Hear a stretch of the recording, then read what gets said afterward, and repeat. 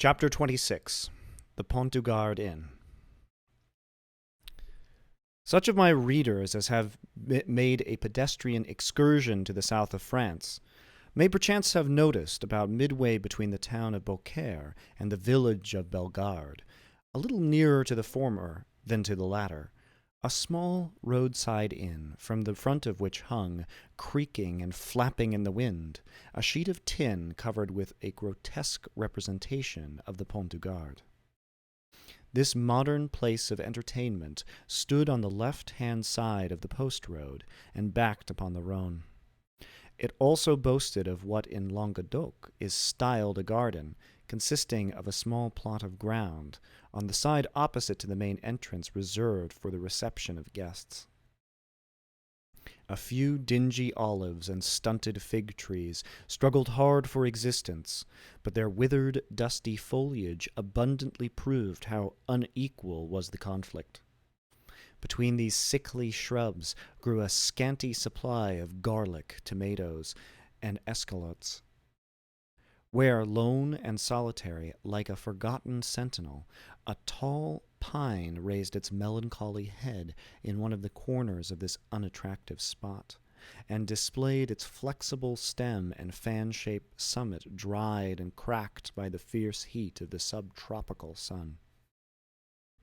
In the surrounding plain, which more resembled a dusty lake than solid ground, were scattered a few miserable stalks of wheat, the effect, no doubt, of a curious desire on the part of the agriculturists of the country to see whether such a thing as the raising of grain in those parched regions was practicable. Each stalk served as a perch for a grasshopper, which regaled the passer-by through this Egyptian scene with its strident, monotonous note. For about 7 or 8 years the little tavern had been kept by a man and his wife, with 2 servants, a chambermaid named Trinette, and a hostler called Pecot. This small staff was quite equal to all the requirements, for a canal between Beaucaire and Aigues-Mortes had revolutionized transportation by substituting boats for the cart and the stagecoach. And, as though to add to the daily misery which this prosperous canal inflicted on the unfortunate innkeeper, whose utter ruin it was fast accomplishing, it was situated between the Rhone, from which it had its source, and the post road it had depleted, not 100 steps from the inn, of which we have given a brief but faithful description.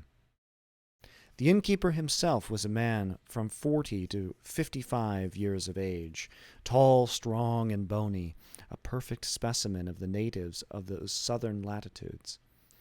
He had dark, sparkling, and deep-set eyes, hooked nose, and teeth white as those of a carnivorous animal. His hair, like his beard which he wore under his chin, was thick and curly, and in spite of his age only slightly interspersed with a few silvery threads. His naturally dark complexion had assumed a still further shade of brown from the habit the unfortunate man had acquired of stationing himself from morning till eve at the threshold of his door, on the lookout for guests who seldom came. Yet there he stood, day after day, exposed to the meridional rays of a burning sun, with no other protection for his head than a red handkerchief twisted about it, after the manner of the Spanish muleteers. This man was our old acquaintance, Gaspard Caderousse. His wife, on the contrary, whose maiden name had been Madeleine Radel, was pale, meagre, and sickly-looking. Born in the neighborhood of Arles, she had shared in the beauty for which its women are proverbial, but that beauty had gradually withered beneath the devastating influence of the slow fever so prevalent among dwellers by the ponds of the Aigues-Mortes and the marshes of Carmagueux.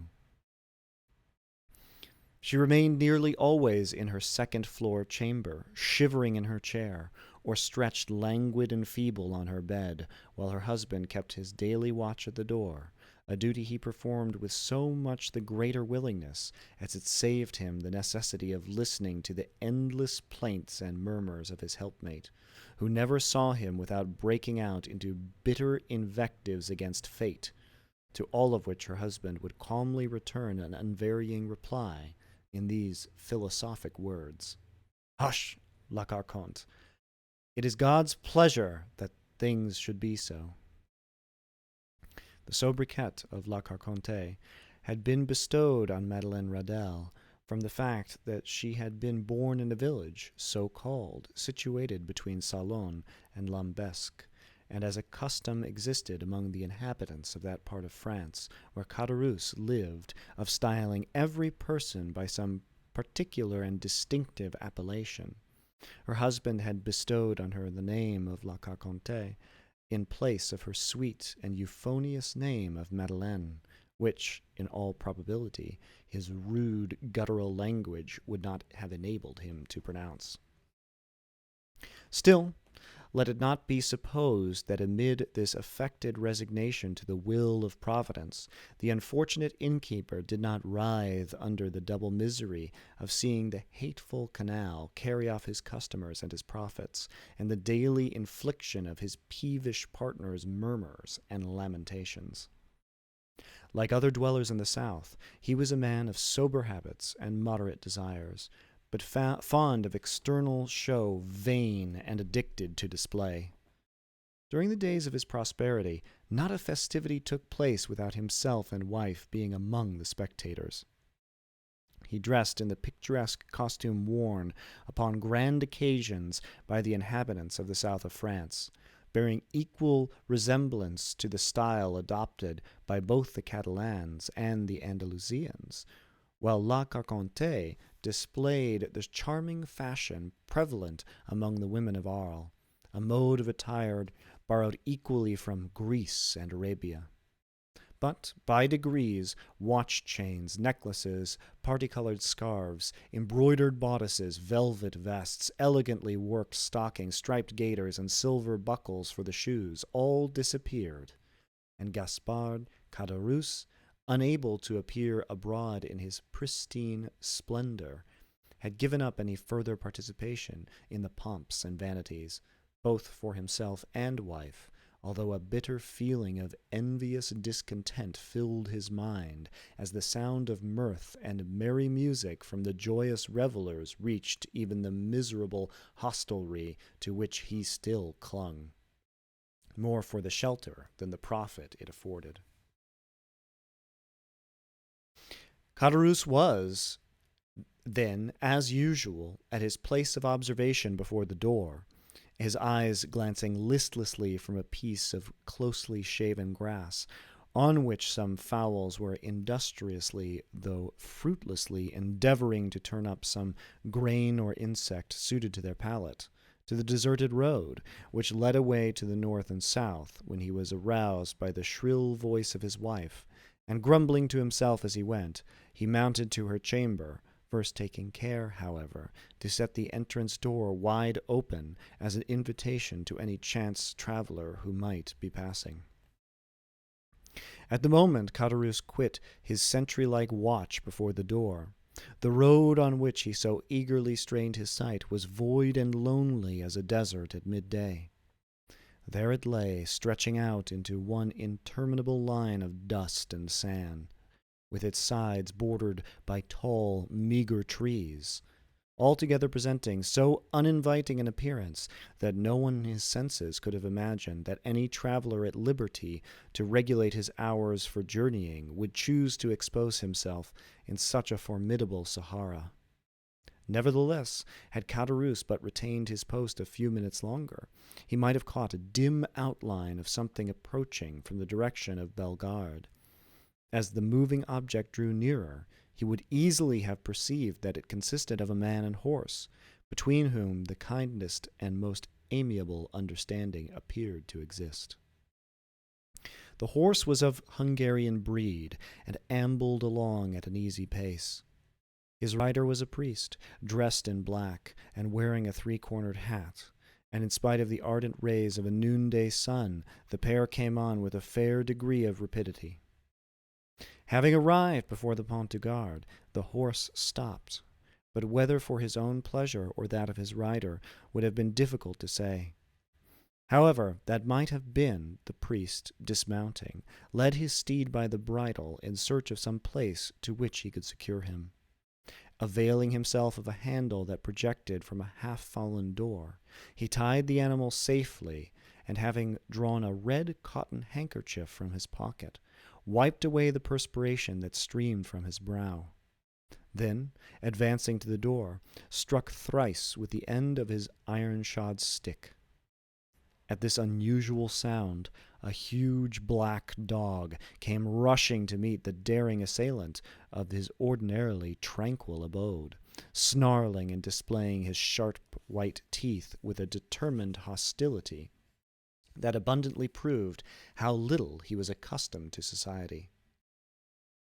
At that moment, a heavy footstep was heard descending the wooden staircase that led from the upper floor, and, with many bows and courteous smiles, mine host of the Pont du Gard besought his guest to enter. "You are welcome, sir, most welcome," repeated the astonished Caderousse. "Now then, Margotin," cried he, speaking to the dog, "will you be quiet? Pray, don't heed him, sir. He only barks. He never bites. I make no doubt a glass of good wine would be acceptable this dreadfully hot day." Then, perceiving for the first time the garb of the traveller he had to entertain, Caderousse hastily exclaimed, "A thousand pardons! I really did not observe whom I had the honor to receive under my poor roof. What would the abbé please to have? What refreshment can I offer? All I have is at his service." The priest gazed on the person addressing him with a long and searching gaze. There even seemed a disposition on his part to court a similar scrutiny on the part of the innkeeper. Then, observing in the countenance of the latter no other expression than extreme surprise at his own want of attention to an inquiry so courteously worded, he deemed it as well to terminate this dumb show, and therefore said, speaking with a strong Italian accent, "You are, I presume, Monsieur Caderousse?" "Yes, sir," answered the host, even more surprised at the question than he had been by the silence which had preceded it.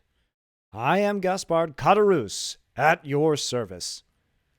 "Gaspard Caderousse," rejoined the priest. "Yes, Christian and surname are the same. You are formerly lived, I believe, in the Allée de Meilhan on the 4th floor?" "I did." "And you followed the business of a tailor?" "True, I was a tailor, till the trade fell off. It is so hot at Marseilles that really I believe that the respectable inhabitants will in time go without any clothing whatsoever. But talking of heat, is there nothing I can offer you by way of refreshment?" "Yes, let me have a bottle of your best wine, and then, with your permission, we will resume our conversation from where we left off." "As you please, sir," said Caderousse, who, anxious not to lose the present opportunity of finding a customer for one of the few bottles of Cahors still remaining in his possession, hastily raised a trap-door in the floor of the apartment they were in, which served both as parlor and kitchen. Upon issuing forth from his subterranean retreat at the expiration of 5 minutes, he found the abbé seated upon a wooden stool, leaning his elbow on a table, while Margotin, whose animosity seemed appeased by the unusual command of the traveller for refreshments, had crept up to him, and had established himself very comfortably between his knees, his long, skinny neck resting on his lap, while his dim eye was fixed earnestly on the traveller's face. "Are you quite alone?" inquired the guest, as Caderousse placed before him the bottle of wine and a glass. Quite alone," replied the man. "Or, at least, practically so, for my poor wife, who is the only person in the house besides myself, is laid up with illness and unable to render me the least assistance, poor thing." "You are married, then?" said the priest, with a show of interest, glancing around as he spoke at the scanty furnishings of the apartment. "Ah, sir," said Caderousse with a sigh, "it is easy to perceive I am not a rich man, but in this world a man does not thrive the better for being honest." The abbé fixed on him a searching, penetrating glance. "Yes, honest, I can certainly say that much for myself," continued the innkeeper, fairly sustaining the scrutiny of the abbé's gaze. "I can boast without truth of being an honest man, and," continued he significantly, with a hand on his breast and shaking his head, "that is more than everyone can say nowadays." "So much the better for you if what you assert be true," said the abbé, "for I am firmly persuaded that sooner or later the good will be rewarded and the wicked punished." "Such words as those belong to your profession," answered Caderousse, "and you do well to repeat them. But," added he, with a bitter expression of countenance, "one is free to believe them or not, as one pleases." "You are wrong to speak thus," said the abbé, "and perhaps I may, in my own person, be able to prove to you how completely you are in error." "What mean you?" inquired Caderousse with a look of surprise. "In the first place, I must be satisfied that you are the person I am in search of." "What proofs do you require?" "Did you, in the year 1814 or 1815, know anything of a young sailor named Dantès?" "Dantès? Did I know poor dear Edmond? Why, Edmond Dantès and I and myself were intimate friends!" exclaimed Caderousse, whose countenance flushed darkly as he caught the penetrating gaze of the abbé fixed on him, while the clear, calm eye of the questioner seemed to dilate with feverish scrutiny. "You remind me," said the priest, "that the young man concerning whom I asked you was said to bear the name of Edmond." "Said to bear the name?" repeated Caderousse, becoming excited and eager. "Why, he was so called as truly as I myself bore the appellation of Gaspard Caderousse. But pray tell me, I pray, what has become of poor Edmond? Do you know him? Is he alive and at liberty? Is he prosperous and happy?" "He died a more wretched, hopeless, heartbroken prisoner than the felons who pay the penalty of their crimes at the galleys of Toulon." A deadly pallor followed the flush on the countenance of Caderousse, who turned away, and the priest saw him wiping the tears from his eyes with the corner of the red handkerchief twisted around his head. "Poor fellow! Poor fellow!" murmured Caderousse.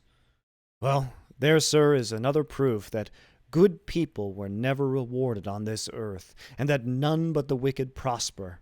Ah," continued Caderousse, speaking in the highly colored language of the South, "the world grows worse and worse. Why does not God, if he really hates the wicked, as he is said to do, send down brimstone and fire and consume them altogether?" "You speak as though you had loved this young Dantès," observed the abbé, without taking any notice of his companion's vehemence. "And so I did," replied Caderousse. "Once, I confess, I envied him his good fortune, but I swear to you, by everything a man holds dear, I have, since then, deeply and sincerely lamented his unhappy fate." There was a brief silence, during which the fixed, searching eye of the abbé was employed in scrutinizing the agitated features of the innkeeper. "You know the poor lad, then?" continued Caderousse. "I was called to see him on his dying bed, that I might administer to him the consolations of religion." "And of what did he die?" asked Caderousse in a choking voice. "Of what, think you, do young and strong men die of in prison, when they have scarcely numbered their 30th year, unless it be of imprisonment?" Caderousse wiped away the large beads of perspiration that gathered on his brow. "But the strangest part of the story is," resumed the abbé, "that Dantès, even in his dying moments, swore by his crucified Redeemer that he was utterly ignorant of the cause of his detention." "And so he was," murmured Caderousse. "How should he have been otherwise? Ah, sir, the poor fellow told you the truth." "And for that reason he besought me to try and clear up a mystery he had never been able to penetrate, and to clear his memory should any foul spot or stain have fallen on it. And here the look of the abbé, becoming more and more fixed, seemed to rest with ill-concealed satisfaction on the gloomy depression that was rapidly spreading over the countenance of Caderousse. A rich Englishman, continued the abbé, who had been his companion in misfortune, but had been released from prison during the Second Restoration, was possessed of a diamond of immense value.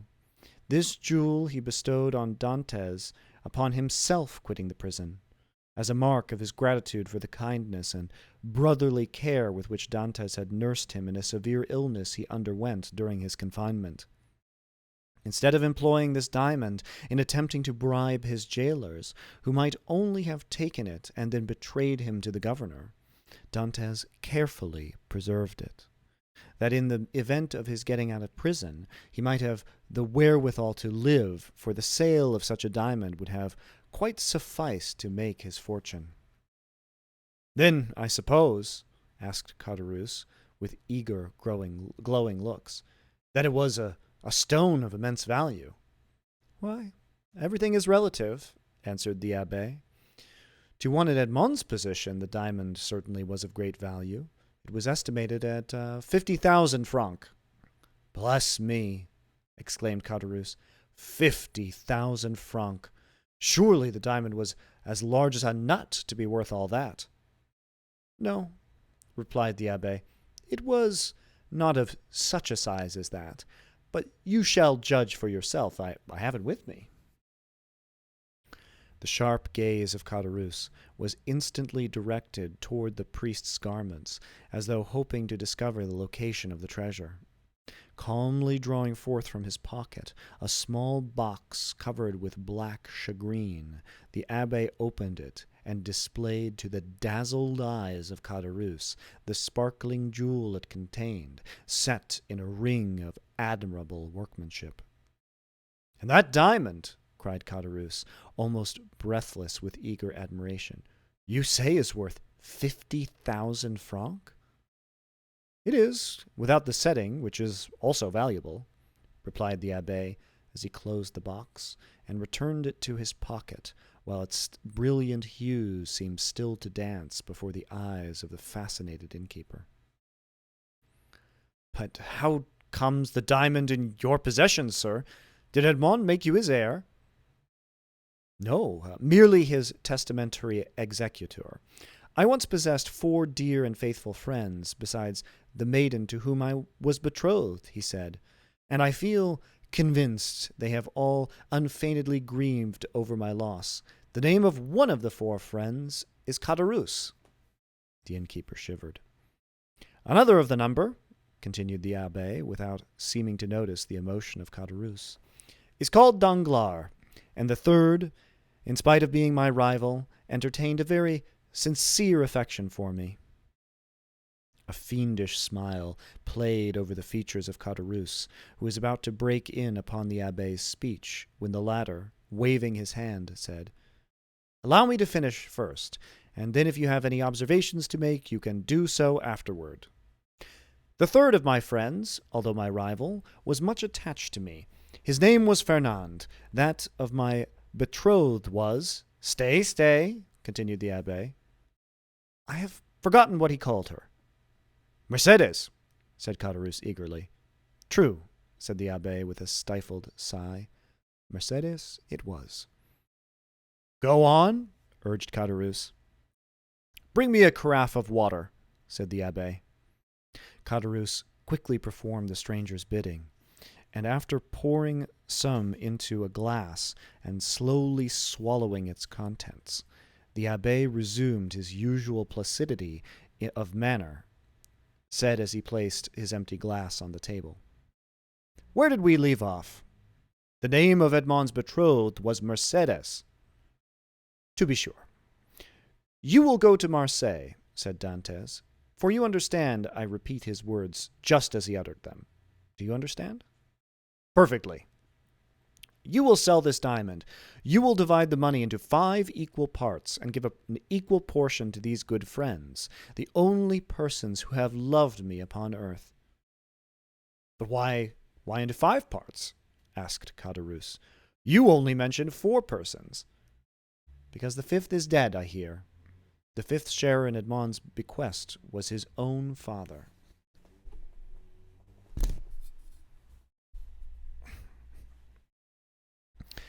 "Too true," ejaculated Caderousse, almost suffocated by the contending passions that assailed him. "The poor old man did die." "I learned so much at Marseilles," replied the abbé, making a strong effort to appear indifferent. But from the length of time that had elapsed since the death of the elder Dantès, I was unable to obtain any particulars of his end. Can you enlighten me on that point?" "I do not know who could if I could not," said Caderousse. "Why, I lived almost on the same floor with the poor old man." "Ah, yes. About a year after the disappearance of his son, the poor old man died." "Of what did he die?" "Why, the doctors called his complaint gastroenteritis, I believe. His acquaintances say he died of grief, but I, who saw him in his dying moments, I say he died of—" Caderousse paused. "Of what?" asked the priest, anxiously and eagerly. "Why, of downright starvation." "Starvation!" exclaimed the abbé, springing from his seat. "Why, the vilest animals are not suffered to die by such a death as that. The very dogs that wander houseless and homeless in the streets find some pitying hand to cast them a mouthful of bread.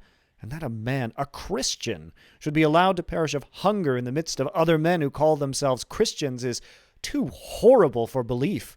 Oh, it is impossible, utterly impossible." "What I have said," answered Caderousse.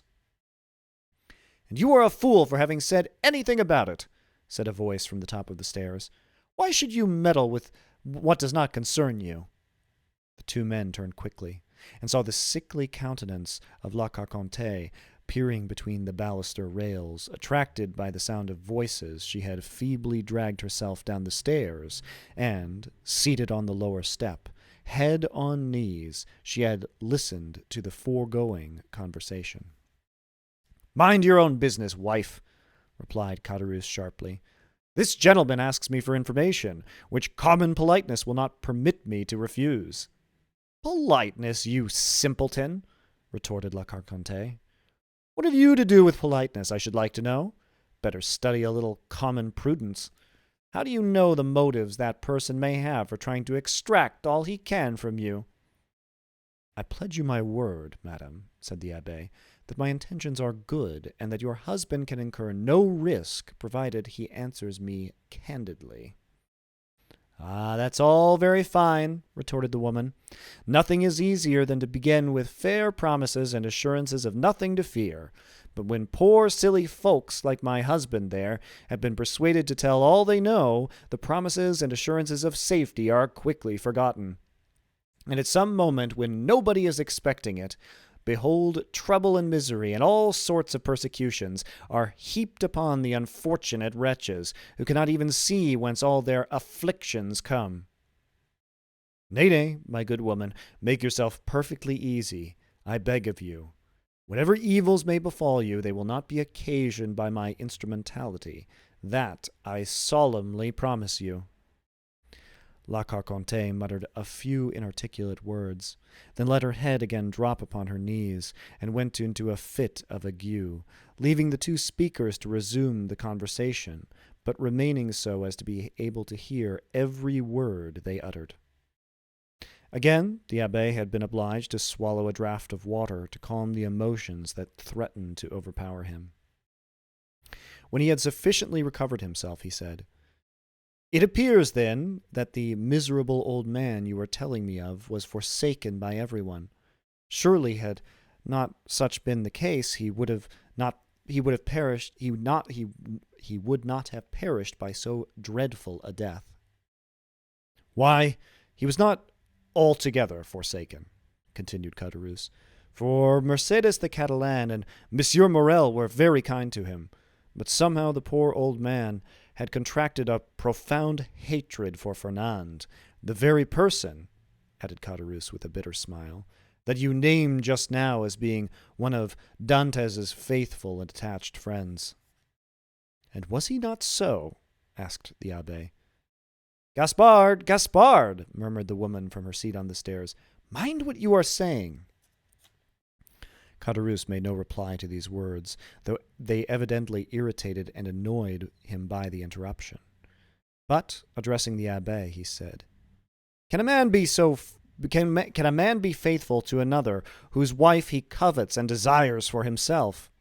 But Dantes was so honorable and true in his own nature that he believed everybody's professions of friendship.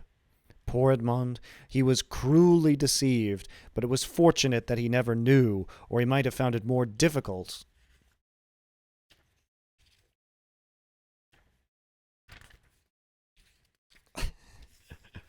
When on his deathbed to pardon his enemies, and whatever people may say, continued Caderousse in his native language, which was not altogether devoid of rude poetry, I cannot help being more frightened at the idea of the malediction of the dead than the hatred of the living.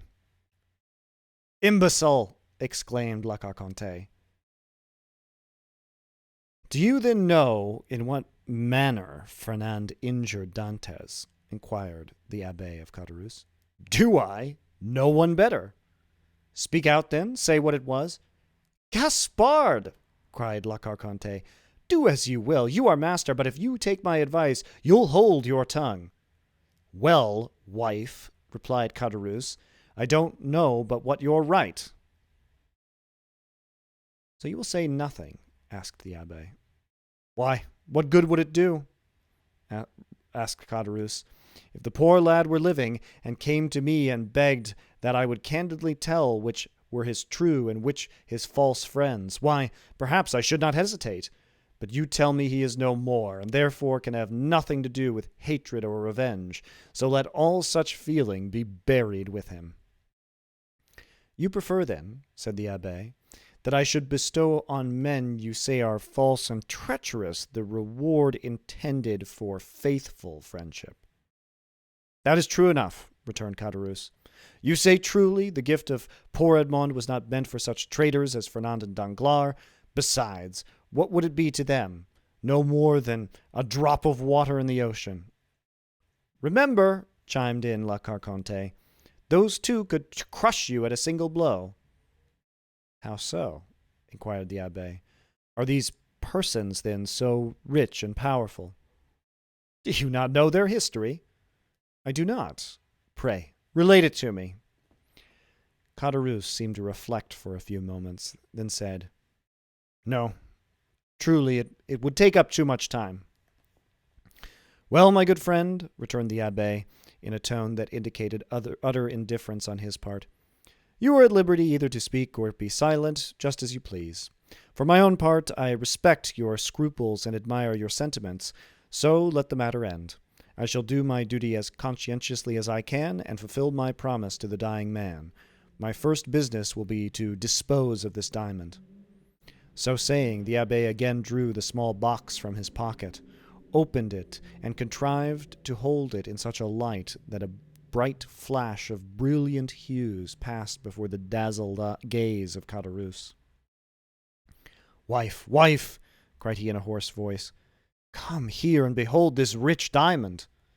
Diamond! Exclaimed La Carconte, rising and descending to the chamber with a tolerably firm step.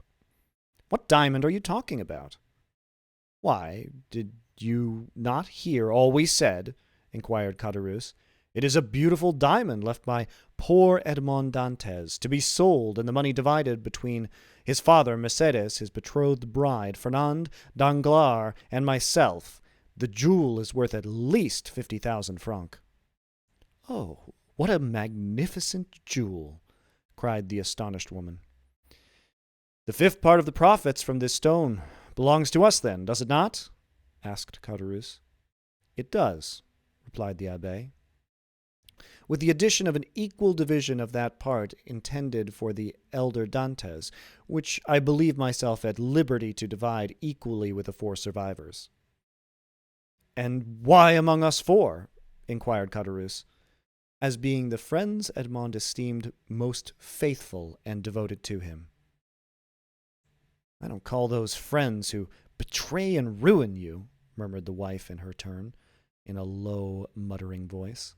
"Of course not," rejoined Caderousse quickly. "No more do I, and that was what I was observing to this gentleman just now. I said I looked upon it as a sacrilegious profanation to reward treachery, perhaps crime." "Remember," answered the abbé calmly, as he replaced the jewel in its case in the pocket of his cassock, "it is your fault, not mine, that I do so. You will have had the goodness to furnish me with the address of both Fernand and Danglars, in order that I may execute Edmond's last wishes." The agitation of Caderousse became extreme, and large drops of perspiration rolled from his heated brow. As he saw the abbé rise from his seat and go toward the door, he thought to ascertain if his horse was sufficiently refreshed to continue his journey. Caderousse and his wife exchanged looks of deep meaning. "There you see, wife," said the former. "This splendid diamond might all be ours if we chose. Do you believe it? Why, surely a man of his holy profession would not deceive us." "Well," replied La Carconte, "do as you like. For my part, I wash my hands of the affair." So saying, she once more climbed the staircase leading to her chamber, her body convulsed with chills and her teeth rattling in her head, in spite of the intense heat of the weather. Arrived at the top stair, she turned around and called out in a warning tone to her husband, "Gaspard, consider well what you are about to do." "I have both reflected and decided," answered he. La Carconte then entered her chamber, the flooring of which creaked beneath her heavy, uncertain tread as she proceeded toward her armchair, into which she fell as though exhausted.